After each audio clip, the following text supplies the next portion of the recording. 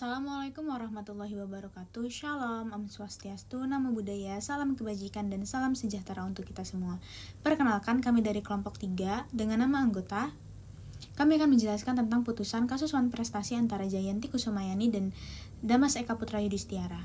Yang pertama ada kronologi kasusnya. Kasus antara Jayanti Kusumayani dan Damas Eka Putra Yudhistiara bermula pada Agustus tahun 2023 saat keduanya bekerja sama untuk membuka klinik terapi atau rumah sehat dan kebun selada hidroponik melalui perjanjian tertulis. Jayanti sebagai investor meminjam dana sebesar 100 juta rupiah ke Bank BRI dan dana yang cair sebesar 90.687.000 dipakai untuk modal usaha. Sementara Damas bertugas menjalankan bisnis. Setelah beberapa bulan, Damas tidak transparan dan tidak menyetor hasil usaha, sehingga Jayanti menilai bahwa Damar melakukan wan prestasi dan menggugat ke Pengadilan Sintang pada Agustus tahun 2024. Jayanti menuntut agar perjanjian dinyatakan sah. Lalu Damas dinyatakan melakukan wan prestasi dan meminta ganti rugi sebesar 597 juta dengan 97 juta material dan 500 juta imaterial. Damas membantah dengan alasan gugatan kabur dan kurang pihak serta menyebut dirinya hanyalah perantara. Setelah mediasi gagal, Pengadilan Negeri Sintang pada 22 Januari 2025 memutus bahwa Damas melakukan wan prestasi dan harus membayar sebesar 90.687.000, sedangkan tuntutan imaterial ditolak. Damas banding ke PT Pontianak, tapi putusan PN dikuatkan pada 11 Maret 2025. Ia lalu melakukan kasasi ke Mahkamah Agung, namun dalam putusan pada putusannya kasasinya ditolak karena pengadilan sebelum dianggap sudah benar. Akhirnya perkara ini berkekuatan hukum tetap atau inkrah, dan Jayanti menang di semua tingkat peradilan. Sementara Damas wajib mengganti kerugian material sebesar 90.687.000 rupiah. Saya akan menjelaskan analisis berdasarkan asas-asas perjanjian terhadap perjanjian yang menjadi dasar kasus ini. Pertama-tama, kita akan menggunakan asas konsensualisme yang menjadi landasan awal, di mana di sini kami mengakui bahwa perjanjian kerjasama klinik terapi dan kebun selada yang tertanggal pada 18 Agustus 2023 dinyatakan sah karena lahir dari kesepakatan bebas yang dibuktikan dengan surat perjanjian yang ditandatangani oleh kedua belah pihak. Meskipun tergugat melakukan penyangkalan, ketiadaan bukti paksaan menguatkan bahwa persetujuan telah tercapai secara murni.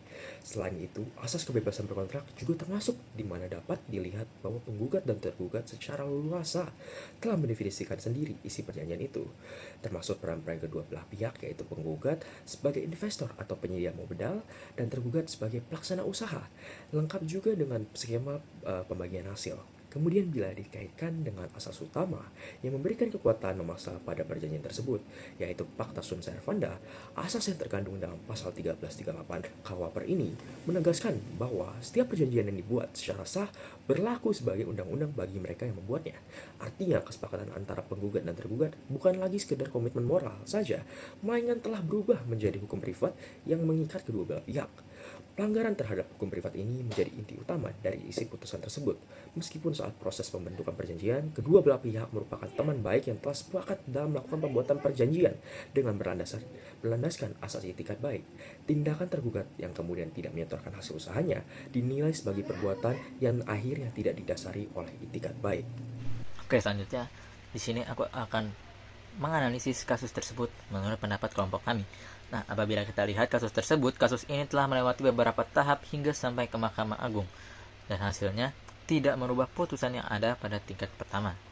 Maka karena putusan-putusan yang ada di tingkat banding dan kasasi tidak merubah putusan tingkat pertama, maka putusan Pengadilan Negeri Sintang menjadi inkrah atau mempunyai kekuatan hukum yang tetap.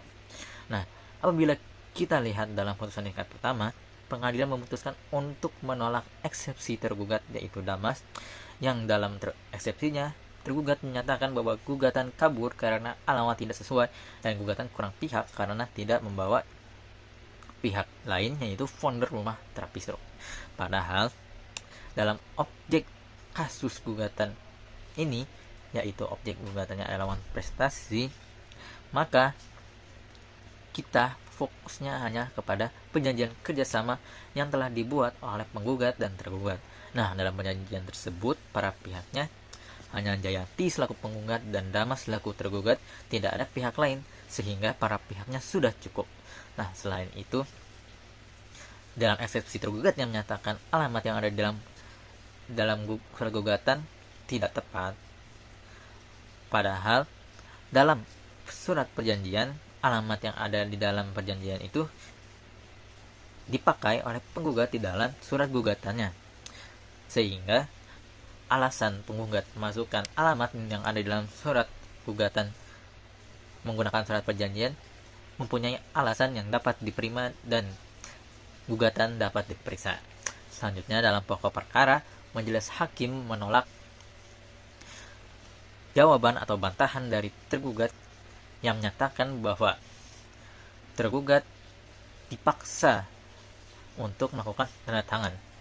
Akan tetapi, tergugat tidak menjelaskan dan tidak mengirimkan bukti-bukti yang mendukung bahwa yang bisa menguatkan argumentasinya. Sedangkan di dalam penggugat, di dalam menyatakan gugatannya didukung oleh bukti-bukti yang memperkuat argumennya. Oleh karena itu, dalam kasus ini, majelis hakim memutuskan untuk mengabulkan tuntutan sebagian dari penggugat karena penggugat berhasil membuktikan tuntutannya, yaitu berupa kerugian material yang diterima dari tindakan tergugatnya. Berdasarkan putusan pengadilan dari kronologi kasus yang sudah dijelaskan, diketahui bahwasanya penggugat dan tergugat telah melakukan sebuah perjanjian kerjasama yang ditandatangani pada tanggal 18 Agustus 2023, di mana salah satu poin kesepakatan dalam perjanjian kerjasama tersebut memuat bagaimana pembagian keuntungan dari hasil usaha pengelolaan klinik terapi atau rumah sehat dan kebun selada, yaitu sebesar masing-masing 50% keuntungan dari kedua tempat usaha tersebut. Namun dalam pelaksanaannya, tergugat justru tidak transparan dan tidak kunjung memberikan keuntungan kepada penggugat, yang dimana secara jelas hal ini menunjukkan bahwa tergugat telah melakukan cedera janji atau wan prestasi dalam sektor melaksanakan perikatan tapi tidak sesuai dengan perjanjian. Karena sebenarnya dalam putusan pengadilan juga dijelaskan bahwasannya tergugat ini telah melakukan prestasi, yaitu melakukan usaha dari kedua tempat tersebut. Namun memang ketika dia melakukan usaha tersebut justru tidak memberikan keuntungan kepada penggugat dan tidak kunjung memberikan keuntungan tersebut sampai penggugat harus terus meminta kepada tergugat. Sehingga tercantum dalam pasal 1239 KUH per, pihak yang tidak memenuhi kewajiban dalam perikatan wajib membayar biaya, ganti rugi, dan bunga.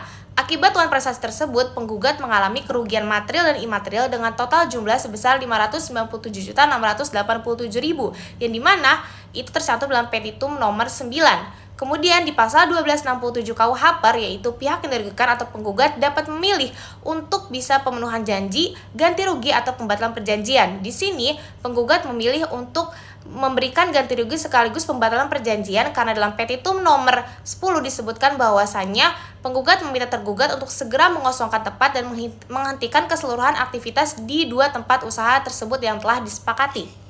Berdasarkan putusan Pengadilan Negeri Sintang nomor 51 garing Perdata G garing 2024 garing PN Sintang yang dikuatkan oleh putusan Pengadilan Tinggi Pontianak nomor 29 garing Perdata G garing 2025 garing PT Pontianak serta putusan Mahkamah Agung nomor 3545 K garing Perdata garing 2025.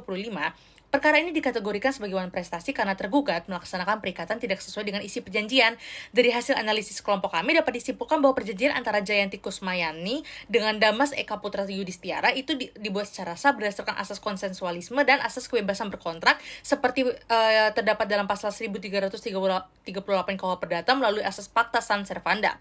Namun tergugat tidak menjalankan kewajibannya, itu tidak menyetorkan hasil usaha sesuai kesepakatan sehingga tidak beritikat baik dan melakukan wan prestasi. Menurut analisis kami, putusan pengadilan dari tingkat pertama sampai kasasi juga sudah tepat karena seluruh tahapan peradilan tidak mengubah putusan awal, sehingga putusan Pengadilan Negeri Sintang itu menjadi inkrah.